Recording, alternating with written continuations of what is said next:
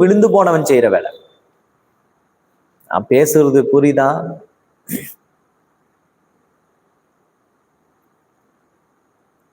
ஒரு பெரிய போராட்டம் தமிழ் கிறிஸ்தவத்தை காப்பாற்ற. நிச்சயமா மிகப்பெரிய ஒரு இழப்பு தமிழ் கிறிஸ்தவத்துக்கு ஏற்பட போகுது. இது உறுதி.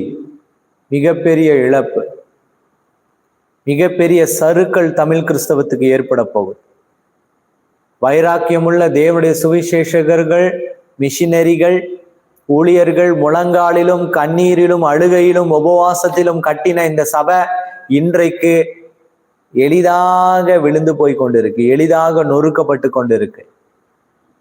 அந்த தரிசனத்துல கட்டப்படாம புது அஜெண்டாவை சபைகளுக்குள்ள கொண்டு வராங்க, புது அஜெண்டாவை பேசுறாங்க, புது காரியங்களை சொல்றாங்க. நமக்கு பழசு பிடிக்கல, புதுசு தான் பிடிச்சிருக்கு. தமிழ் கிறிஸ்தவம் விழுந்து போகிற நாட்களுக்குள்ள போய் கொண்டு இருக்கிறோம், அழிக்கப்படுகிற நாட்களுக்குள்ள போய் கொண்டு இருக்கிறோம். ஆனால் தேவனுடைய திட்டம் குறித்த காலத்திற்கு வைக்கப்பட்டு